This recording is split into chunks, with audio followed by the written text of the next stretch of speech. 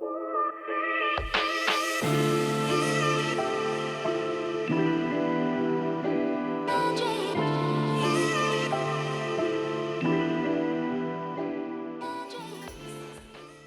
afternoon, ladies and gentlemen. My name is Kory Thompson, aka Freaky Man from the Hip podcast crew. As you see, I got on my merch, baby. As we head into week 10 this Thursday night, the Cincinnati Bengals, who are picking up steam, are going into the bank.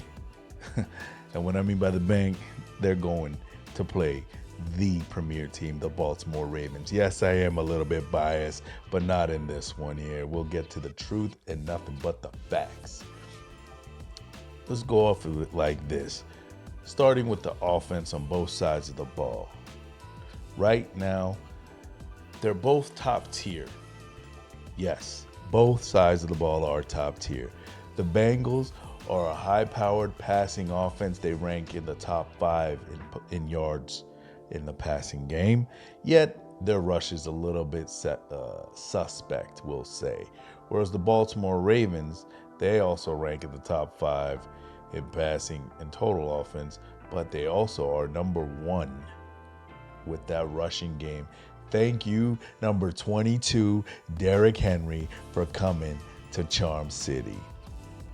They're both top 5 in total touchdowns on the season, which this is just shaping up to be great. On the defensive side of the ball, here's where we struggle. Yes, Baltimore is number 1 against the rush. They've been stopping the rush, and it's been their bread and butter since day one. But we're last against the pass. We've given up the most yards, over 2,700 yards in the air, which needs to be fixed and addressed ASAP. Because going against the Bengals, that's a bad look. Because Joe Burrow likes to air that boy out. The Bengals, on the other side, are in the middle of the pack on the defensive side, again, on the rush and the pass. And we've seen that all season, and that's been their MO this season, where they've been giving up a lot of points against teams that they shouldn't be. But we're coming up on the trade deadline. Yeah, we are, because moves have been happening. The Bengals, they made a move. They went and got Khalil Herbert from the Bears, since Zach Moss is hurt. That's a minor move, but hopefully it helps their run game, but not this Thursday night. We don't want to see that run game this Thursday night. Whereas Baltimore on the other side is when it did some surprising things. They made moves, which they normally don't do. So they went and got Deontay Johnson, a wide receiver from the Carolina Panthers. They brought him over after that horrendous game where we were dropping passes like crazy, left and right. We were plagued by this last season. I thought we corrected it, but obviously we didn't, and we suffered. They also went and just picked up cornerback Tre'Davious White from the Rams. Hopefully Tre'Davious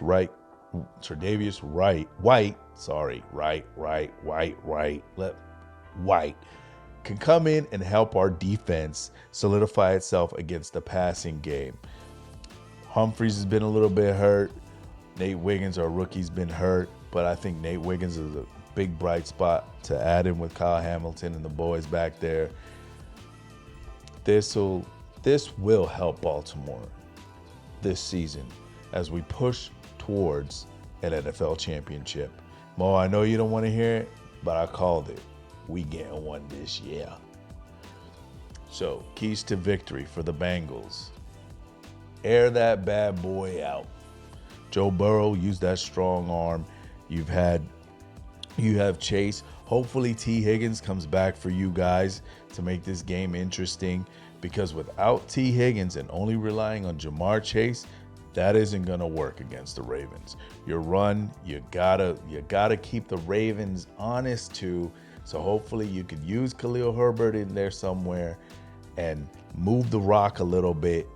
Your defense has been very, very lackadaisical, so they have to contain Lamar, and they have to try to stop or slow down Derrick Henry. I doubt you're going to be able to do that.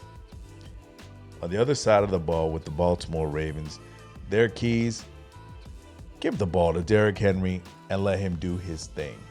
Throw when needed. Don't put a lot of pressure on Lamar. That's it for offense. Feed Derrick Henry. Number 1 in rushing for a reason. Defensively, stop Joe Burrow. Cover the receivers. That's really it. If you pressure Joe Burrow and make him move and slide and feel a little uncomfortable, he doesn't have the wheels to beat you taking off, so you don't really need to spy him. Just keep him pressured and keep him guessing at what's coming to him. Other than that, I know Jamar Chase is a nightmare for anybody in the league to cover. But Baltimore keeps switching up, double team him, put a safety over top on him. Don't let Jamar Chase get open for the big one-shot play, because if that happens, it's going to be a very, very long night for the Ravens. The last time these two teams faced off, it was an overtime thriller in that AFC North game. But Baltimore came out on top 41-38. The AFC North, as we all said, is the most competitive division right now in the NFL. And yes, I've said this before, and I said it earlier, the Bengals start slow, but they definitely are picking up steam and making some noise, especially in that last game against the Las Vegas Raiders. Joe Burrow looked phenomenal, and I think he threw 5 touchdowns? I know he messed up Rodriguez's parlay. But this is a different Baltimore Ravens team. This is a team who's offensively heavy, something we've never seen before from the Ravens, and damn, they look scary. I like it. I like it a lot. This is something Lamar's wanted and been asking for a while, and now he's finally got his offense. So with that said, this is going to be another high-scoring game. It's going to be close, but this time not that much. I think Baltimore's going to get to like 32 points, and the Bengals will probably be stuck somewhere around like 28, 27. With the Ravens coming out with another win and taking the lead in the AFC North. Thank you for joining me, ladies and gentlemen. I'm Kory Thompson, a.k.a. Freaky Man. Let's keep it football, and let's keep it from the hip. And I'm out.